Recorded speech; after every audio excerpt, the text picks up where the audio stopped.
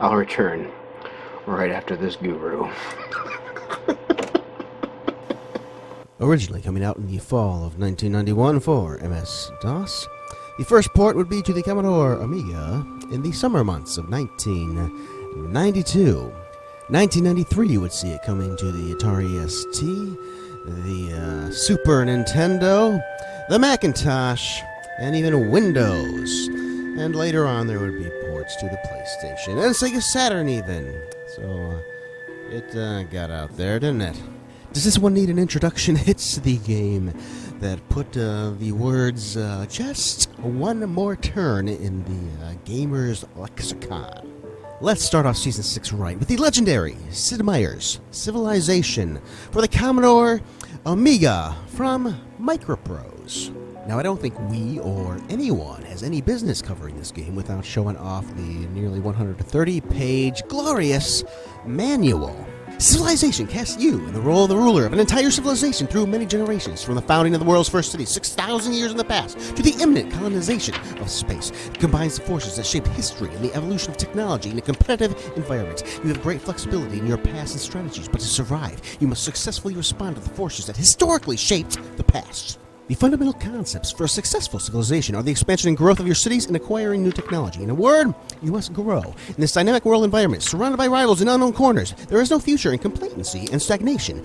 You must press forward on all three fronts. Spread your cities out to claim a significant share of the world. Increase the size and production of each city, and strive to acquire the latest technology. Your civilization cannot afford to lag too far behind your rivals in any one of these three spheres.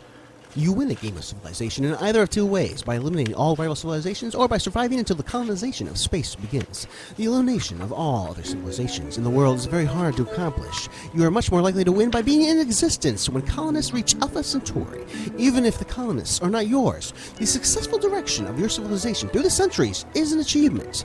You have survived countless wars, the pollution of the industrial age, and the risks of nuclear weapons. As the game goes through its introduction, giving you a history of the world, I'd like to give you a little history of this game with me, some gaming memories.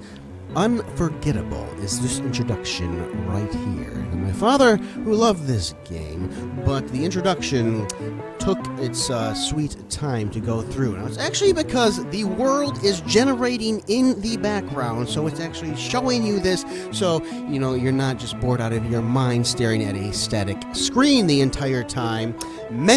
Every single magazine I come across pretty much mentioned the introduction in a negative light. Well, you remembered it, didn't you? So it's impressionable, so it made its mark, did it not? Many demean it because it's not skippable. Well, it actually is. It depends on your system, how fast your system runs, how much memory you have. You press escape, and as soon as the world is done building, you will skip the introduction. People do not realize this stuff. It's actually a wonderful thing to have when the world is building in the background. Anyway, this wonderful music that you hear, powerful. My dad, so he wouldn't have to sit down in the basement watching what he has already seen before, would blast our stereo, and I have a little picture of our setup there, so you have an idea. Very nice car audio speakers that we have there. Blast the stereo up so he could go upstairs and work on whatever he wanted to do, and as soon as the music stopped, he knew that the game was ready for him to play. Specifically, I remember a few times that he was cooking stew. He made a delicious stew that he took with him, unfortunately. So we don't have the recipe to that. But I think there was a few times that he would use the excuse of starting a new game of Civilization to do the beginnings of his stew-making process. So I'll always remember that. Now, you start off Civilization with certain randomized knowledge, and maybe one or two settlers, depending on your luck of the draw, and you can pick from a variety of civilizations, although that is also somewhat randomized depending on how many other civilizations you choose at the start. So I don't think it showed English there, but the English are selectable. It just depends on your luck of the draw. You can also press escape and just create your own as well. Now, if you want some advice from a long-time seasoned veteran of this franchise up until the third game, after 3 into 4, I never really got into them after that. But first 3 games, played them to death, specifically 2 and 3. But I also played this one as well. My advice to start is to get on with it. Build a city on your very first turn. Second turn, change those tax rates to a lower amount to get the science up. That way your science will get started quicker, because you can go many, many turns without even being able to select your first scientific advancement, which will be a severe disadvantage to you going forward. Now, in the background, do not expect the computer to be treating you fairly. No, that's not how this first game works. It's not when you are exploring turn by turn there. That's not how the computer does it. The computer, its whole algorithm is based off of cheating. It feels like this turn and the next turn, the computer says nothing's going to happen. And then suddenly, the third turn, oh, look, I got 2 new cities. Out of nowhere, even though I didn't take the time to build the settler units and stuff like that. It just happens with the computer. I don't think it was able at the time to process those kinds of thoughts. So the key with civilization is to start quickly, get everything moving, build some cities, expand, get that technology moving forward. I feel as if the computer is at a severe advantage to you at the start of the game, but you can get that technology rolling and turn the tables on it. So start that city. If you don't like the way your first city starts, once you start exploring the area, then just restart the game. Start a new game. Wait until you get a good lie. And usually speaking, I feel I do get a fairly good lie at the start of the game. So just build. Just build a city immediately. Let's get historical with some thoughts. From the time period, December of 1992, Amiga World. The British are coming. Games Invasion, 40-plus games from England. Top 10 U.S. games of 92. Viva la difference! A 17-year-old high school student dazzles his graphics art and design teacher, a Mac devotee, with the Amiga's animation and graphics capabilities. The typical Amiga user is male, married, 37 years old, a college graduate, with an average household income of $58,950. He spends almost 2 hours with each issue of the magazine, which he considers the best source of Amiga information in evaluating Amiga hardware and software purchases. Half of Amiga World's readers own or use the Amiga 500. Over 30% own the Amiga 2000. 20% are Amiga 1000 owners. And over 11% are 3000 owners. A typical system includes a joystick and modem and a memory expansion. Most are configured for 1 to 2 megabytes, while over a third have 5 megabytes or more. A hard drive is also part of most 2000 and 3000 systems, while a smaller percentage of 500 owners own a hard drive. Amiga users spend a significant amount on both hardware and software. The average is $3,440 and $2,000, respectively. I am showing you this to illustrate the cultural differences between Europe and America. And next time you see David Pleasance pat himself on the back for the Batman pack, because it's all about games, isn't it? You just remember this in the back of your head. Announcing the Amiga 4000, the encore to the most powerful, cost-effective multimedia computers ever. And again, for cultural understanding in the online world today, which loves to bash the American side of the Amiga, note how the Americans actually spoke of the European stuff. Note that the American Amiga is a rather more sophisticated animal than its European counterpart, and that European games are often written for the lowest common denominator configuration, a 512K Amiga 500.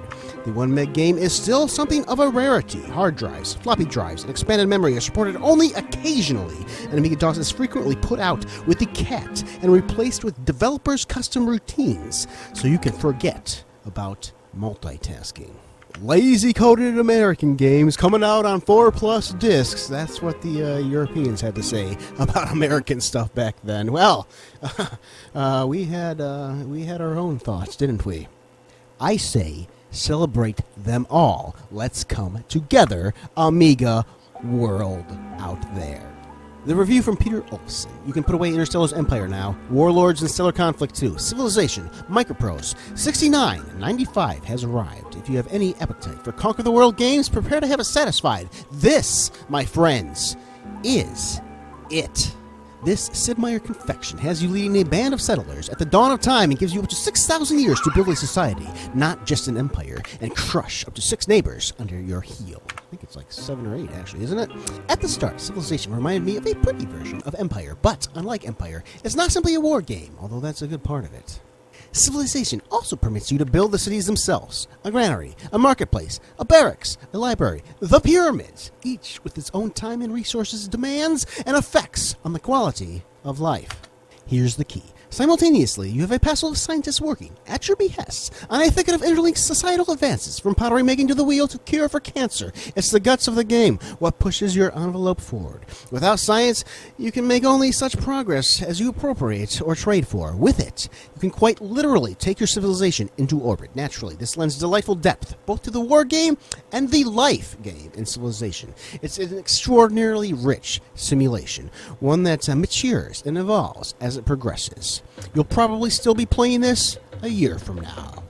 Or you might be playing it 28 years from now.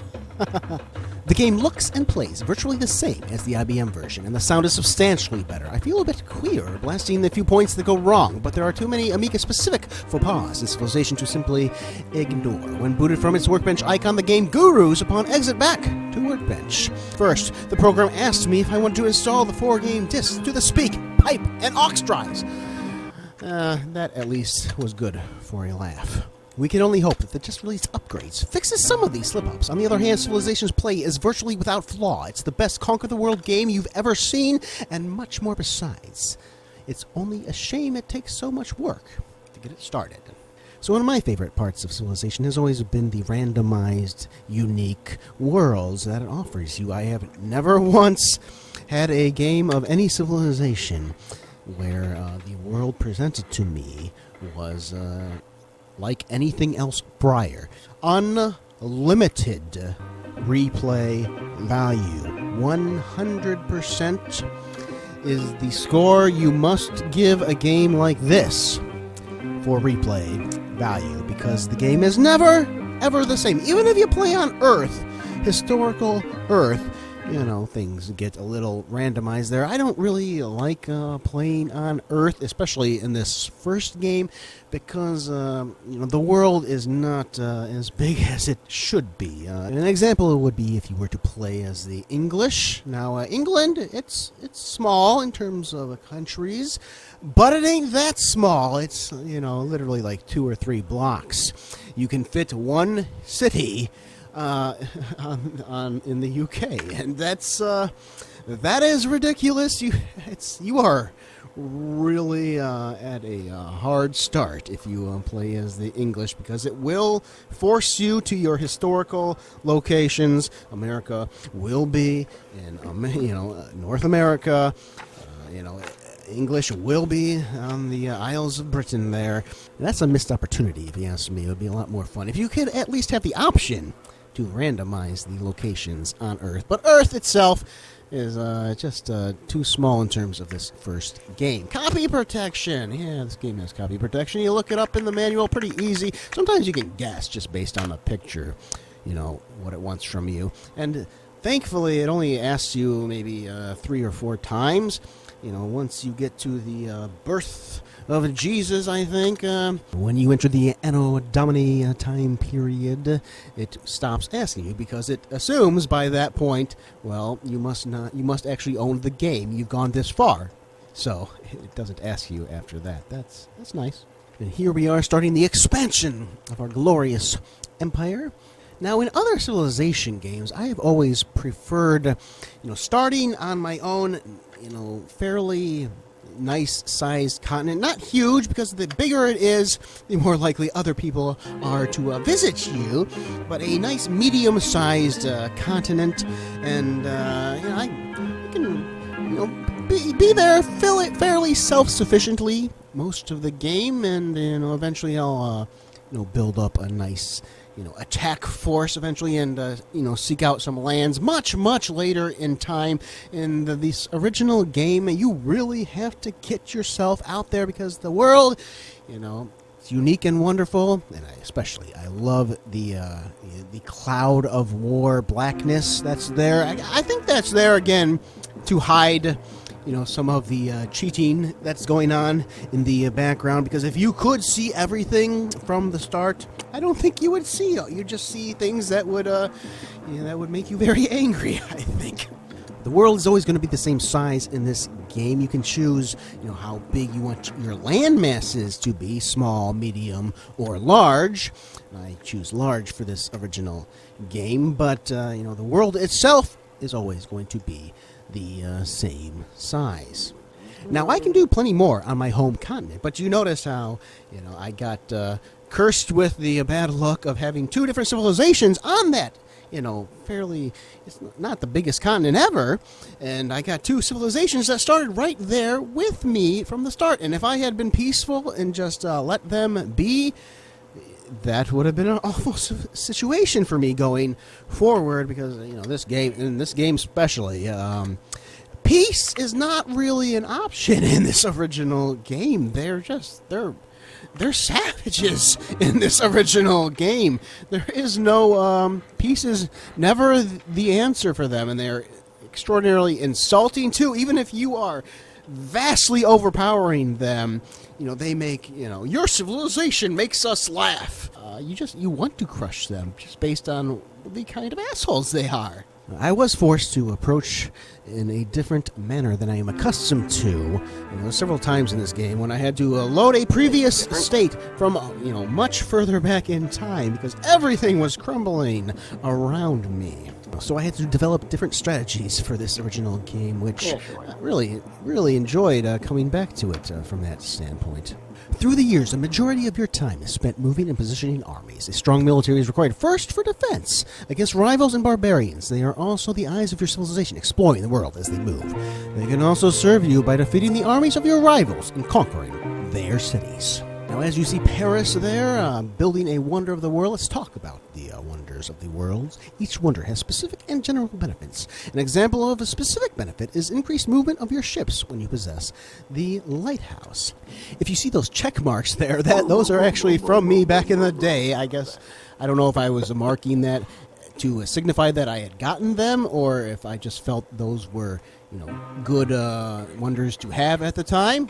Not sure. I did get the Hanging Gardens earlier on. The magnificent Hanging Gardens are a great marriage of engineering and beauty. Architecturally brilliant layered tiers of gardens are ingeniously supplied with water. Any visitor is overwhelmed by the grace of this man-made garden of paradise. Possessing this beautiful monument brings great pleasure to the people of your civilization and results in +1 happy citizens in each of your cities. It expires with the development of invention. Keep in mind these wonders and their benefits. Keep in mind when they expire. And in this playthrough, I was particularly concerned with my citizens' happiness because with the difficulty settings, if you're on the easiest difficulty, you can have a very large city of like 10 population points and everybody is by default content. In the middle and higher difficulty settings, by the time you get to 5 citizens or 6 citizens, each new citizen is going to come out automatically unhappy, and you need to deal with that, or your city will go into unrest, or you have to take somebody out of the workforce and plop a little Elvis guy in there to entertain them. I felt I should deal with this by building certain wonders like the Hanging Gardens, which keep people happy and more productive. That's the ones I was primarily concerned with, but eventually that will expire, and as soon as that expires, boom! Half your cities go into anarchy. Now you see me working on my home continent, building roads and irrigation. Originally, I played through this, and I was just trying to expand as quickly as possible and building new settlers, expanding, but I didn't pay attention to my irrigation and roads, and that left me with no money. Roads are the primary ingredient for trade and getting you money, which you will, of course, need. You gotta balance all these factors: science, money, luxuries. You gotta balance all of this stuff. From January of 1993, Amazing Computing, Commodore's latest, the A1200. One of the most popular computer games to ever grace the monitor screen, Microprose Civilization has finally been ported to the Amiga, designed by the brilliant Sid Meier. I had played the MS-DOS version of Civilization extensively. Needless to say, I had high hopes for the Amiga version. Unfortunately, the Amiga conversion of Civilization doesn't quite meet those expectations. In games with more than 3 or 4 computer-controlled opponents, gameplay can slow to a crawl on a slower machine. Owners of an accelerated Amiga shouldn't have this problem. I didn't have this problem, unless it's a RAM thing. I do have a lot of RAM on my computer, but my computer never slowed down all that much. The included manual is lavishly illustrated and stuffed with margins with game information, making it a perfect addition to the game itself. Programmed by Microprose UK in England, the Amiga version of Civilization suffers from a surprising number of irksome defects. The most obvious shortcomings is the graphics, with colors and images looking washed out and indistinct. For a company which has earned a sterling reputation for polished products and a strict attention to detail, Civilization for the Amiga is somewhat of a disappointment. Other Microprose products display an attention to detail that Civilization for the Amiga sorely lacks. It seems that Civilization was ported to the Amiga market in a hurry. Unfortunately, it shows. Conversion flaws aside, Civilization still emerges as an excellent product. About as playable as a game can be, I spent many pleasurable hours playing the MS-DOS version of Civilization, and the Amiga version is no exception. If you can accept the rough edges just mentioned, Civilization will keep you entertained and addicted for a long time. Are we looking at the same game here, Amazing Computing? Now, it's not the first time I've heard this viewpoint before, especially online these days.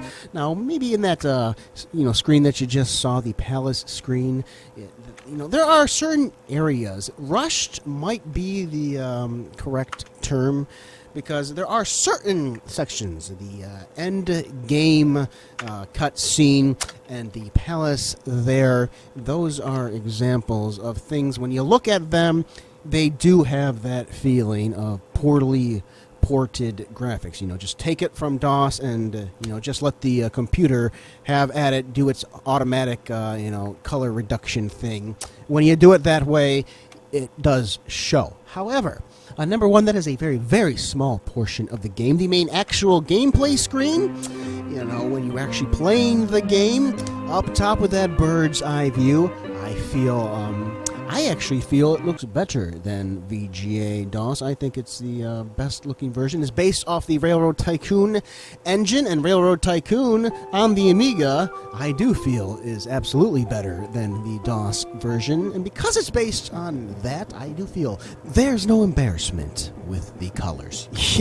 They were at least carefully chosen. I'm going to show you some examples from the introduction, which was absolutely carefully done for the Amiga.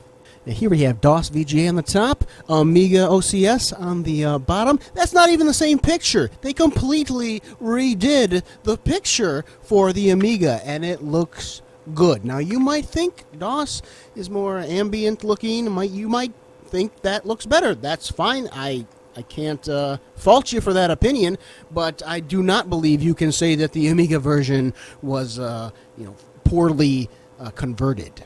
Now, let us not forget and consider that EGA was the original graphics for this game. Now, before it was released, they had also been working on the VGA version, but the original graphics were actually EGA, and of course, the Amiga destroys it, and plenty of people were using EGA DOS well into the 90s. And here we have another example. Again, VGA on the top. It's not the same picture. They completely redid it and have their own custom color palette, which you can tell because the color of the text changes from screen to screen on the Amiga, which when that happens, that they actually care. We even have some ST for you, which is the actual, same picture of DOS, with a lot less colors, obviously. I think it's based on the EGA version, but it's different compared to the Amiga there. The Amiga actually changed things. Actual main gameplay screen, there's the ST on the top, there's VGA on the bottom. I think the Amiga version compares beautifully with VGA, and One city loves me. I like it.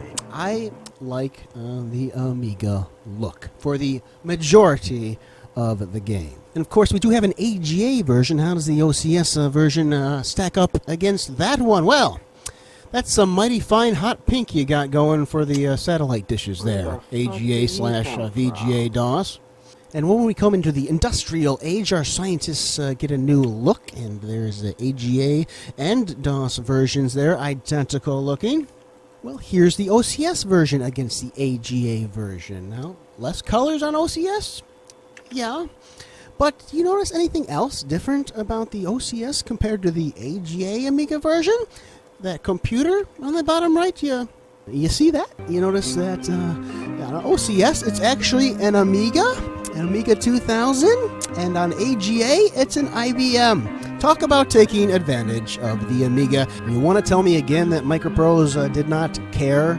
No, they care. Maybe they were rushed a little bit because there are, a little bit, could have taken a little more care here and there, but overall, fantastic port. This is not an exception to their stellar reputation on the Amiga. It's civilization on the Amiga. It's the best strategy game ever to that point from many perspectives. Is that not good enough for you? And I think that's exactly what you were still having people in 1992 there thinking that the Amiga deserved way better than anything on DOS. And, it would have been nice. It would have been nice, and I think a lot of the time you could have things better, even compared to VGA on the Amiga. You could have things better. A year from now, a year from 1992 and 1993, everything would change, and they would be begging for the poorest ported stuff to come to the Amiga. My, how things change so quickly. And since we are saying, well, it's civilization, we should be happy here. Let's get some DOS perspective. Computer Gaming World, December of 1991, taking a sneak peek at civilization. From Alan Emmerich, while Rome wasn't built in a day, the decline and fall of the Roman Empire only takes a good day's worth of play in this latest offering from Microprose. In a part of the article that the author disguises as his rebuke on the game getting political, he actually will show just how politically biased he actually is. Political correctness. Civilization also strives to be a hip game and deals with popular social issues from the standpoint of political correctness. Thus, global warming is a tremendous threat, one that is all too often realized in the beta version. Odd for such a recent, unproven theory. Scientists have been pretty sure on this one in the 95+% range since the 1960s. Evolution is expressed in the game's introduction, but at least that debate has been around a while, and you know when you describe it. That debate, he's saying, well, he does not agree with that debate, but at least they've been talking about it for a while, and they were also talking about global warming for a while too there. No, you are showing your bias in this article. What a... Yeah, that your rebuke of their political correctness, that sure changed their point of view, didn't it? Because game after game of civilization, 6 games now, do they get rid of the global warming part of that equation? Never have, and they never will, because it's an issue. This game is not taking any kind of a stand. It is reporting to you the basic understanding of history, a middle school kind of a history. We'll go into a little more modern thinking because there's a lot of people that criticize the game modern, and I actually like... It's nice to have that thought process from this guy who thinks it's all politically correct with the global warming and compare it with modern people who like to take this game and say how historically inaccurate, how horrible it is, because we're crushing all these civilizations and nobody can live peacefully together. It's a game. It's a strategy war game. They use a term now called 4X. I've never heard of this. Apparently, it was coined by this guy who hates global warming, Alan Emmerich himself, in 1993. But 4X, I guess, stands for explore, expand, exploit, and exterminate. And this is used in a derogatory sense by these certain people who like to lump all of these 4X games together and say they do not go deep enough into the realities of actual civilization. You know, you're not gonna. We don't talk about the slaves and stuff like that. There's a lot of history. We have the what we are dealing with in civilization is the it's what is there is true. But it's a middle school kind of an understanding of what is true. Do you take a 5-year-old aside? Hey, kid, the human race, we're awful. Here's all the awful things we have done in this amount of time we've been on Earth. Sleep well. No, you don't do that. I did a report on Thomas Jefferson in school, and I was researching from the books. You know, they gave me in elementary school, and he's a great guy, but he's did some awful things as well.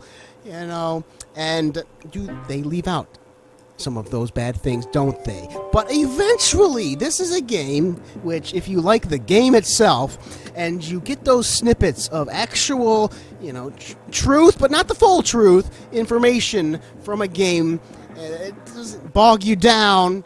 And if you actually like the game and you see those things, you can be inspired to later on dive in and get the truth. Just like Pirates. Pirates presents you with a very Hollywood-style kind of a adventuring life for the pirate. The manual does get into that more, and so does this manual, by the way. Gets into more of the deeper elements.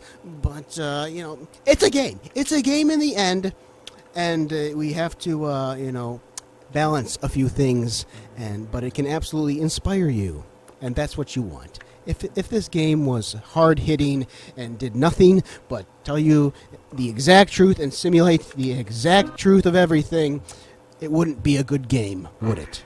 Back to Alan and his final thoughts. Sure to succeed beyond even Railroad Tycoon, a new Olympian in the genre of GodGames has truly emerged, and Sid Meier's Civilization is likely to prove itself the greatest discovery in computer entertainment since, the wheel.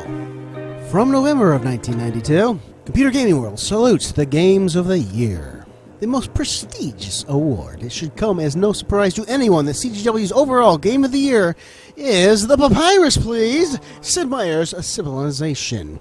It offers a fresh new style of game which combines construction, diplomacy, economics, and conflict into a fascinatingly addictive entertainment. The designer who has the most titles in CGW's Hall of Fame has done it again. And I found a little advertisement for you to look at here. We do have some charts for you to look at as well. From a reader's poll, the top strategy game is Civilization. The top overall of 100 is Civilization with a score of 10.72. Based on actual units sold, August of 1992, the number 2 PC game is Civilization. Notice that the number 1 is Lynx. We go down a little bit to the Amiga Games section. Number 1 is Civilization. Number 2 is Lynx. They switch positions there depending on the platform. I like seeing stuff like that. Civilization, the number 1 selling Amiga game in America, August of 1992. A couple months later, from October of 1992, where Civilization has fallen to the 10th spot on the DOS chart, number 1 Amiga game in August of 1992. Civilization.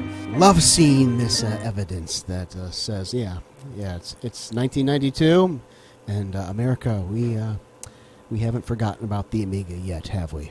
From November of 1996, the 150 best and 50 worst games of all time. I've shown you this one quite a bit, haven't I? Although I've never shown you this particular page, although I should have for both number 7, Wing Commander, and number 6, Sim City, because I've reviewed both of them. Check them out. But I neglected to show this for some reason. The number 1 of 150, the best game of all time. Sid Meier's Civilization. Microprose, they get the year incorrect. I think that's because it was re-released in 1993. While some games might be equally addictive, none has sustained quite the level of rich, satisfying gameplay quite like Sid Meier's magnum opus. The blend of exploration, economics, conquest, and diplomacy is augmented by the quintessential research and development model as you struggle to erect the pyramids, discover gunpowder, and launch a colonization spacecraft to Alpha Centauri. For its day, Civ had the toughest computer opponents around, even taking into account the cheats that in most instances added rather than detracted from the game. Just when you think the genre might bog down, you discover a new land, a new technology, another tough foe, and you tell yourself, just one more game. Should be just one more turn. Even as the first rays of the new sun creep into your room. The most acute case of game lock we've ever felt. Speaking of tough as nails AI, here's a compilation of fails for you. Again, I had to reload the game many different times and explore new strategies based on just failing quite a bit here and there. Let's talk about combat a little now. In this game, the combat, is one of those things that they definitely changed in later releases of Civilization. And originally in this game, you could be up against a phalanx, which is a spearman, essentially, and could very well take out your entire frigate there. He could take out a musketeer or a rifleman. They have that chance, and Sid Meier would like to say, well, mathematically it works because the phalanx is fortified, which adds to his defense. He is behind city walls, maybe, which adds to his defense. And it's not just one single spearman. You can think of it as there are many. It's a legion of spearmen. That's how they would like you to look at it. There is no way to look at an airplane bomber being destroyed by a musketeer or something. It just doesn't make any sense. I don't care how many, spearmen you have in that little group there. You're not gonna. 5 riflemen should be all it takes. There's ironclad, a steam submarine. Steam engine ship. How the hell does it even see it? Steam engine ship taking down my stealth submarine. They would later add, hit points in Civilization 2. So, even if the spearman got lucky and, took out one of your most valuable fighters, well, the very next person that attacked the spearman would be virtually guaranteed to take him down. So, it got better as the games went on. But this first game in the combat can be very frustrating. From Compute January of 1992, Civilization may, in fact, be the most open-ended and flexible computer game ever developed. Decisions made early in the game can generate consequences that stretch across centuries. There is no right or wrong way to play the game. This is a terrific war game, yet more. Meier's accomplishment here is ultimately the creation of a game whose peaceful, developmental aspects can be as fulfilling as its warlike aspects, perhaps even more fulfilling. How many war games can you think of in which you have the choice between producing weapons of mass destruction or building Shakespeare's theater?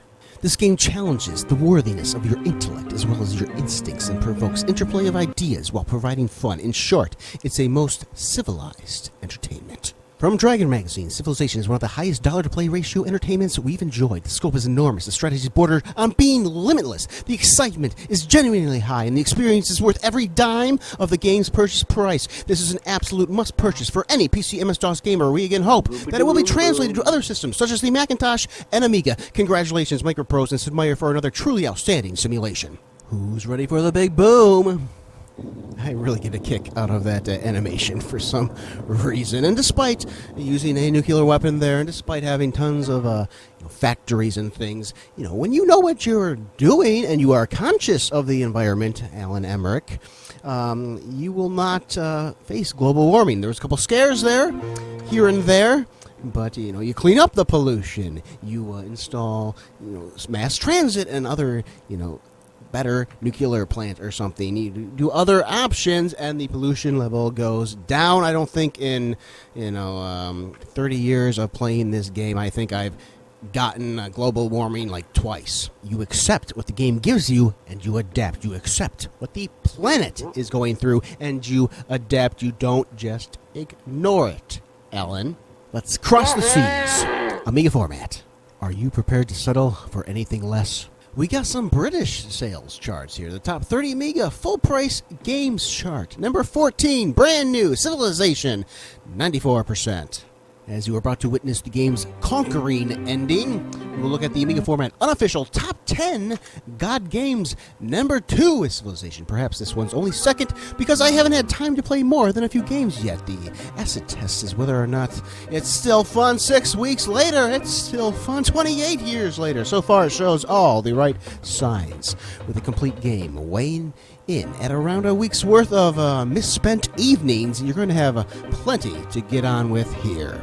Amiga Format does note greedy chip memory needs. Amigas with only a half meg of chip RAM suffer a bit, even when running from hard drive. As we go to press, the UK side of Microprose is busy sending its top-ranking Amiga programmers over to the US in an effort to cure this problem. Some early versions of the program will doubtless suffer this chip RAM headache, but Microprose will be replacing them on request.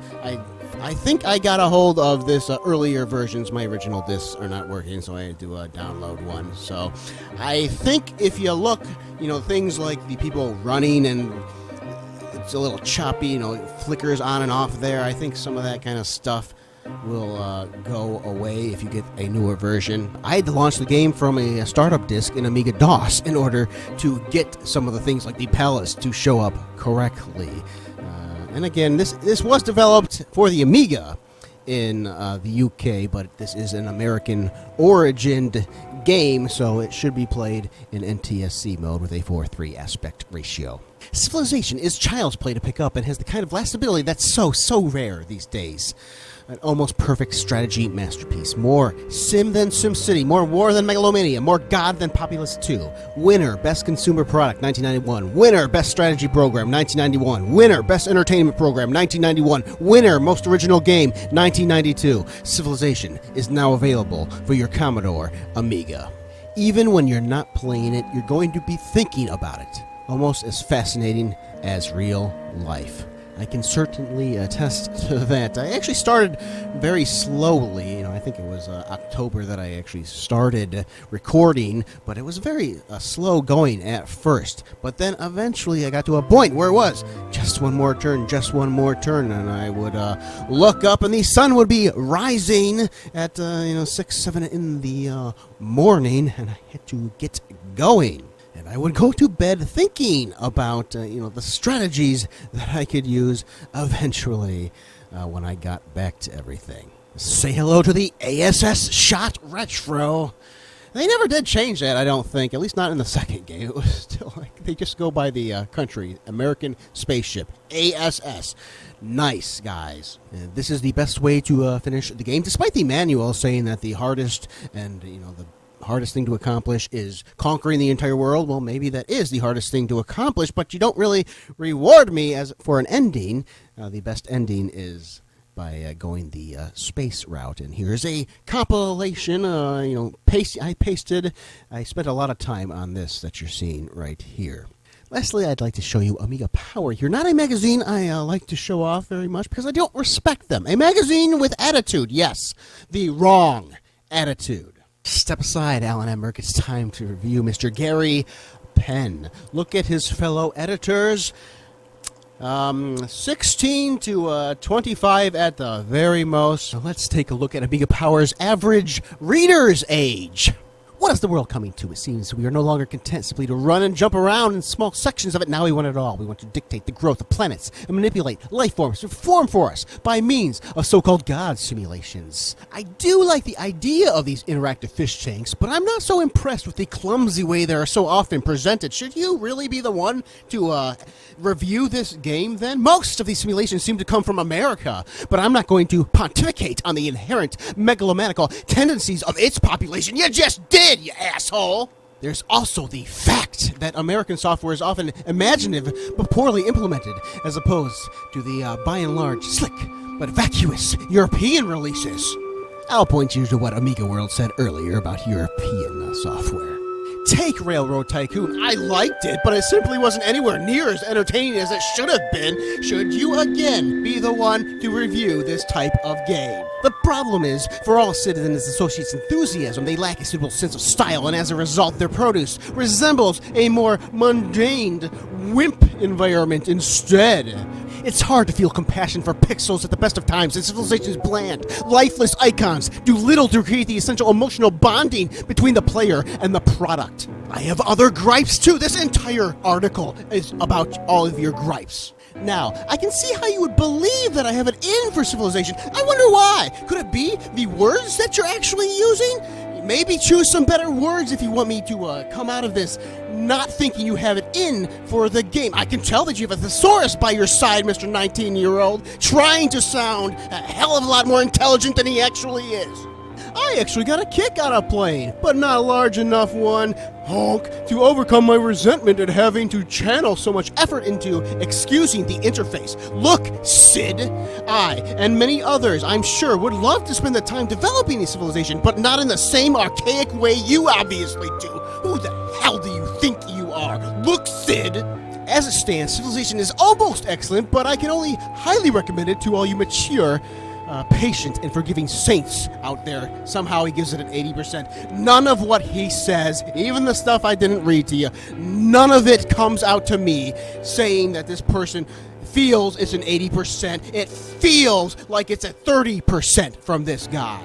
Now, there's so much I could say about Gary, but nothing would be more sweet than to let Amiga Power themselves do the talking. Friends, it's time to right a wrong. Years ago, a travesty was committed in AP16, nestling beneath a shockingly poor Might and Magic 3 cover, prophetically featuring a muscle-bound barbarian wielding a bloody sword, a review by Chunky X AP staffer Gary Penn, co-signed Civilization to the Amiga graveyard in a shocking refutation of the central tenets that have made Amiga Power what it is today. Penn awarded Civilization 80% because, despite being ram-packed with playability, it was poorly presented.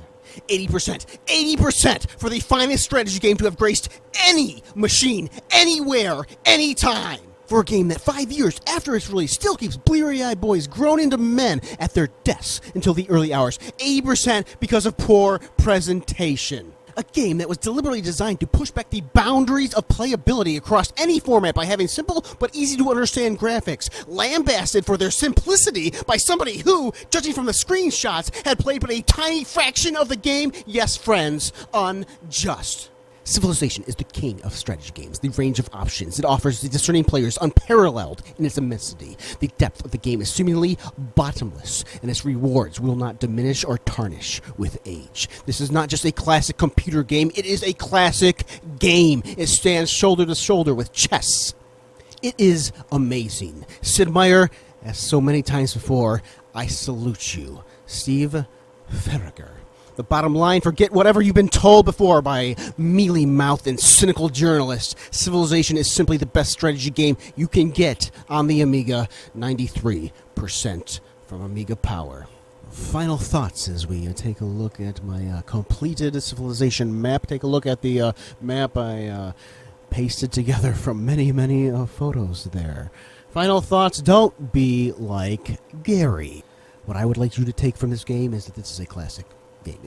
It's historical, and maybe you think Civilization 2 or 3 or maybe 6 now, maybe you think all of these games have done it one better. Fine, but this is probably the best strategy game available for your Amiga, available for DOS. I don't personally think it's the best game of all time, although it's up there, but I do respect those who do think this is the best game of all time. I absolutely respect that, and I feel anybody reviewing this game today, you don't have to like it. It's a certain game. It's a strategy war game. It might not be your thing. That's fine, but if you're going to attempt to tell other people about this game, you better damn well respect it. Or don't even bother talking about it. Know the history behind what you are reviewing. Fantastic historical game. Absolutely recommended if you have an Amiga. A must play. It might not be your thing, but you owe it to yourself to try it.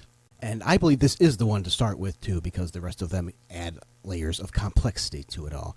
Check out some other reviews. Check out Sid Meier's Pirates, King's Bounty, SimCity, or World Circuit.